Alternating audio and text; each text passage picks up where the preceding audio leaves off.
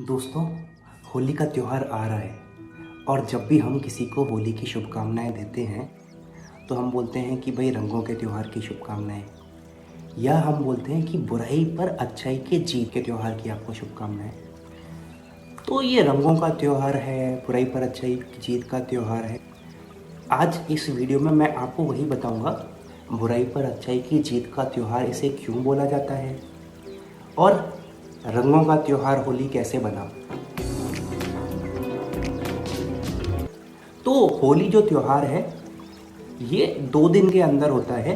पहला दिन शाम को होलिका दहन हम लोग मनाते हैं और अगले दिन सुबह हम लोग रंगों की होली या रंगों का जो त्यौहार है वो मनाते हैं। तो पहले बात करते हैं होलिका दहन की। अब होलिका दहन क्या है, होलिका दहन नाम कैसे पड़ा? इसकी कहानी शुरू होती है, एक राक्षसी राजा हुआ करते थे जिनका नाम था हिरण्यकश्यप। अब हिरण्यकश्यप ने भगवान ब्रह्मा की पूजा करी, बहुत पूजा करी, तो भगवान ब्रह्मा ने उनसे खुश होकर उनको वरदान दिया। तो हिरण्यकश्यप ने ये वरदान मांगा कि ना तो कोई उसे दिन में मार पाए, ना कोई रात में मार पाए, ना कोई उसे आसमान में मार पाए, ना कोई उसे जमीन पर मार पाए, ना कोई उसे अस्त्र से मार पाए, ना कोई उसे शस्त्र से मार पाए, ना कोई इंसान उसे मार पाए, ना कोई जानवर उसे मार पाए। उसने इस तरीके से वरदान मांगा कि वो अमर बन जाए। तो उसने लोगों को परेशान करना शुरू कर दिया और वो सबको यही बोलता कि अब तुम भगवान की पूजा मत करो, अब तुम मेरी पूजा करो। तो ऐसा चलता रहा, बहुत वो लोगों को परेशान करता रहा। फिर जब उसके घर में जो उसके पुत्र पैदा हुए जिनका की नाम था प्रहलाद। अब प्रहलाद जो थे वो हिरण्यकश्यप की पूजा नहीं करते थे, प्रहलाद पूजा करते थे भगवान विष्णु की। तो बाहर के लोग हिरण्यकश्यप से इतना डरते हैं कि वो हिरण्यकश्यप की पूजा करते हैं, लेकिन हिरण्यकश्यप के जो अपने पुत्र हैं प्रहलाद, वो हिरण्यकश्यप की पूजा ना करके वो भगवान विष्णु की पूजा कर रहे हैं। तो हिरण्यकश्यप ने प्रहलाद को बहुत डराया, बहुत धमकाया कि विष्णु की पूजा मत करो, मेरी पूजा करो, लेकिन प्रहलाद नहीं माने। तो हिरण्यकश्यप ने ये डिसाइड करा कि मैं प्रहलाद की हत्या करवा दूंगा।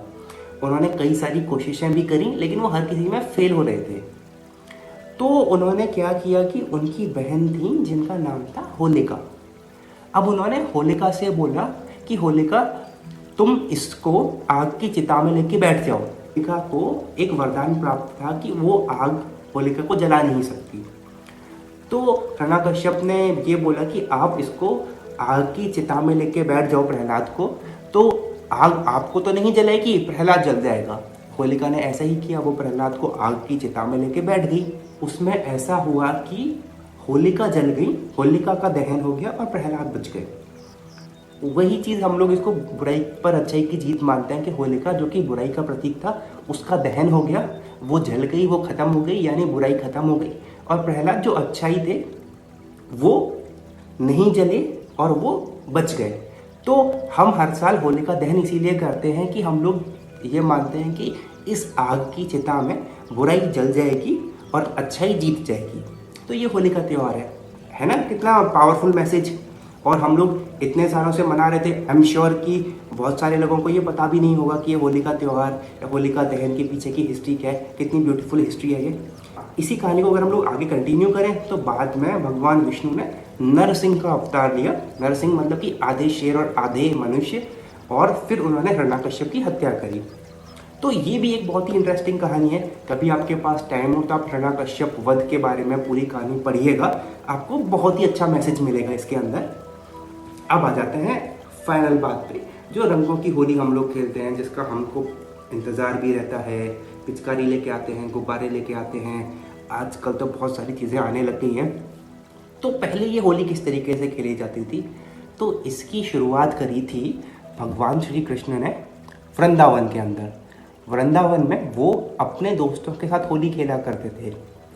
तो उस टाइम पर क्या होता था कि कुछ फूल होते हैं, जैसे कि केसू है या और भी बहुत सारे कुछ ऐसे फूल हैं कि जिनको अगर आप सुखा दो और फिर उनको पानी में मिला दो और कुछ घंटे तक उसको आप पानी में छोड़ दो, तो वो पानी में अपना रंग छोड़ देते हैं और वो एक कलर ही बन जाता है।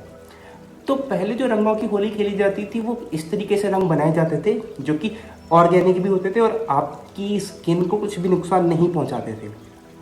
लेकिन आजकल हम लोग देख रहे हैं कि रंगों के नाम पे बहुत सारे केमिकल्स से मिले हुए प्रोडक्ट आ रहे हैं जो कि नेचर के लिए तो हार्मफुल है ही, आपकी स्किन के लिए भी हार्मफुल है।